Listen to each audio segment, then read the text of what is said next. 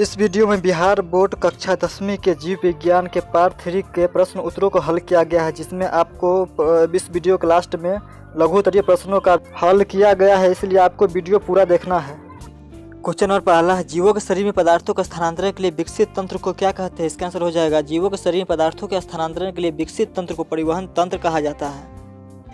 Question number दूसरा है, संवहन ऊतक किसे कहते हैं? इसका आंसर हो जाएगा जटिल बहुकोशिकीय पौधों में जल एवं खाद्य पदार्थों के परिवहन हेतु विशिष्ट ऊतक पाए जाते हैं, जिन्हें संवहन ऊतक कहा जाता है।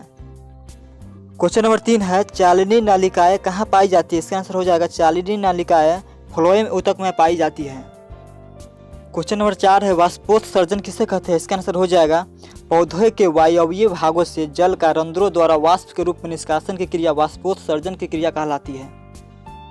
क्वेश्चन नंबर 5 है, स्थानांतरण क्या है? इसका आंसर हो जाएगा पौधे के एक भाग से दूसरे भाग में खाद्य पदार्थों के जलीय घोल के आने जाने को खाद्य पदार्थों का स्थानांतरण कहा जाता है।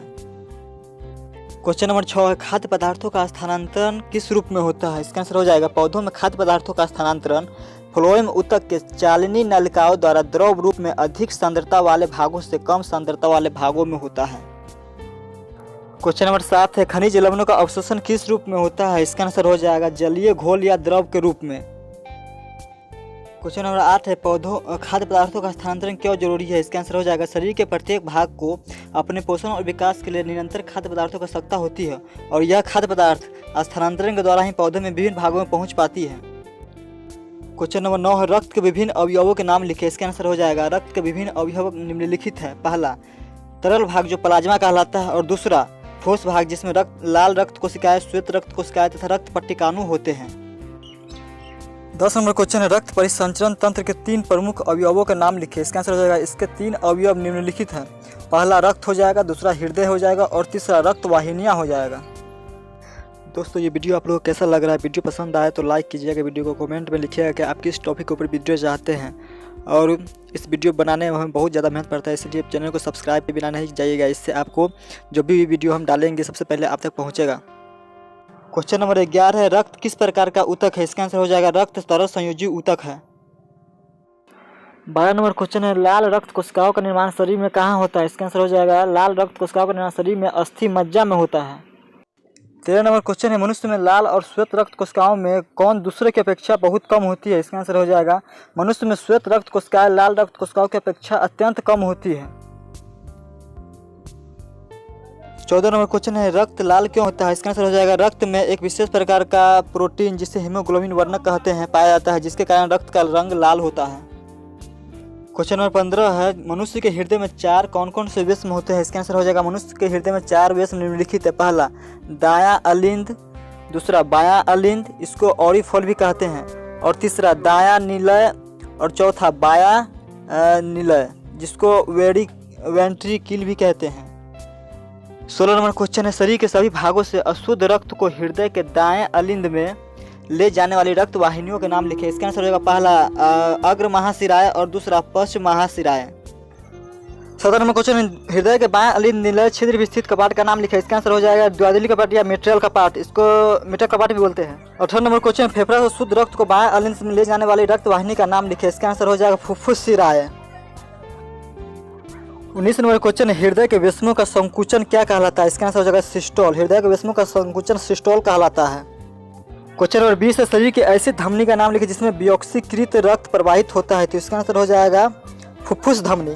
क्वेश्चन नंबर 21 है, शरीर के ऐसे शिरा का नाम लिखिए जिसमें ऑक्सीजनित रक्त प्रवाहित होता है। तो इसका आंसर हो जाएगा फुफ्फुस शिरा। क्वेश्चन नंबर 22 है, विभिन्न सिरिकाएं आपस में जुड़कर किस रक्त वाहिनी का निर्माण करती है? इसका आंसर हो जाएगा विभिन्न सिरिकाएं आपस में जुड़कर शिरा का निर्माण करती है। क्वेश्चन नंबर 23 है, एक ऐसे एक कोशिकीय पौधे का नाम बताएं जिसमें परिवहन विसरण के द्वारा होता है। इसका आंसर हो जाएगा यूग्लिना, या फिर दूसरा भी हो सकता है क्लेमाइडोमोनास।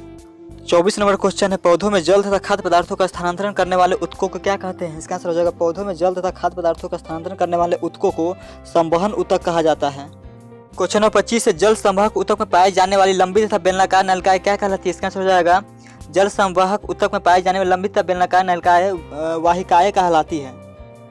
अगला क्वेश्चन पूछ रहा है, जालन तथा फ्लोएम में किसी कोशिकाएं जो होती है वो मृत होती है? इसमें इसका आंसर हो जाएगा दोनों में जाइलम की कोशिकाएं जो होती है वो मृत होती है और फ्लोएम की जो कोशिकाएं होती है वो जीवित होती है। क्वेश्चन नंबर 27 है, जाइलम तथा फ्लोएम में कौन सा संवहन ऊतक खाद्य पदार्थों का स्थानांतरण करता है? तो इसका आंसर हो जाएगा फ्लोएम जो ऊतक जो होता है वो खाद्य पदार्थों का स्थानांतरण करता है।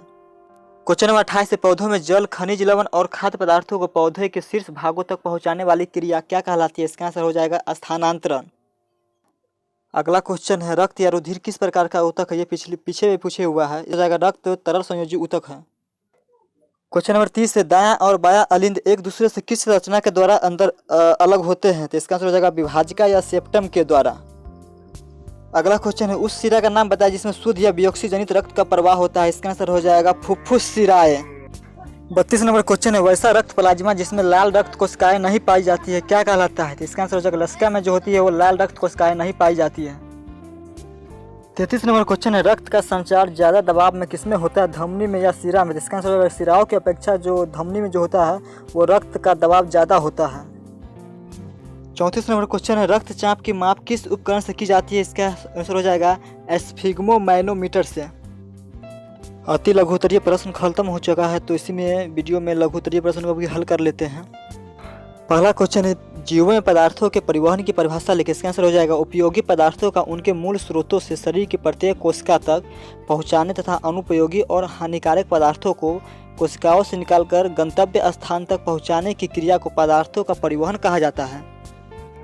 दूसरा क्वेश्चन है, पौधों में जाइलम वाहिनियों में जल का स्थानांतरण किस प्रकार होता है? इसका आंसर हो जाएगा पौधों में एक कोशिका से दूसरी एवं दूसरी कोशिका से तीसरी कोशिका में प्रसरण दाब की अधिकता से अंतः त्वचा की मार्ग कोशिकाओं से होते हुए जाइलम वाहिनी में विसरण द्वारा जल का स्थानांतरण होता है। 3 नंबर क्वेश्चन है, मूल रोम की कोशिकाओं में जल कैसे पहुंचता है? इसका आंसर हो जाएगा पौधे के मूल रोम जो मिट्टी या मृदा के संपर्क में होते हैं उनमें कोशिका रस का प्रसरण दाब भूमिगत जल के दाब से अधिक होता है, जिसके कारण जल विसरण द्वारा मूल रोम की कोशिकाओं में प्रवेश कर जाता है। 4 नंबर क्वेश्चन है, वाष्पोत्सर्जन क्रिया का पौधे के लिए क्या महत्व है? इसका आंसर हो जाएगा वाष्पोत्सर्जन क्रिया का पौधे के लिए निम्नलिखित महत्व। पहला, यह जल अवशोषण की दर को नियंत्रित करता है। दूसरा, यह पौधों में खनिज लवणों के अवशोषण में सहायक होता है। तीसरा, यह पौधों में रसारोहण के लिए भी उत्तरदायी होता है। और चौथा जो हो जाएगा, यह पौधों में तापमान संतुलन बनाए रखता है। 5 नंबर क्वेश्चन है, एक दिशीय एवं द्विदिशीय स्थानांतरण में क्या अंतर? इसका आंसर हो जाएगा पौधे में जल एवं खनिज लवणों तथा खाद्य पदार्थों का स्थानांतरण के लिए 2 स्वतंत्र पथ पाए जाते हैं। इनमें जल तथा खनिज लवणों का परिवहन एक दिशीय पथ में गति करता है, जबकि खाद्य पदार्थों का स्थानांतरण के लिए परिवहन द्विदिशीय पथ का होता है। 6 नंबर क्वेश्चन है, लाल रक्त कोशिकाएं ऑक्सीजन वाहक है कैसे? इसका आंसर हो जाएगा लाल रक्त कोशिका में हीमोग्लोबिन पाया जाता है। हीमोग्लोबिन के एक अणु की क्षमता ऑक्सीजन के 4 अणुओं से संयोजन की होती है। इसके इसी विलक्षण गुण के कारण इसे ऑक्सीजन वाहक भी कहा जाता है। 7 नंबर क्वेश्चन है, श्वेत रक्त कोशिकाएं एवं लाल रक्त कोशिकाओं से किस प्रकार भिन्न है? इसका आंसर हो जाएगा इन दोनों में निम्नलिखित अंतर है। पहला, लाल रक्त कोशिकाओं में हीमोग्लोबिन वर्णक पाया जाता है, जबकि श्वेत रक्त कोशिकाओं में हीमोग्लोबिन नहीं पाया जाता है।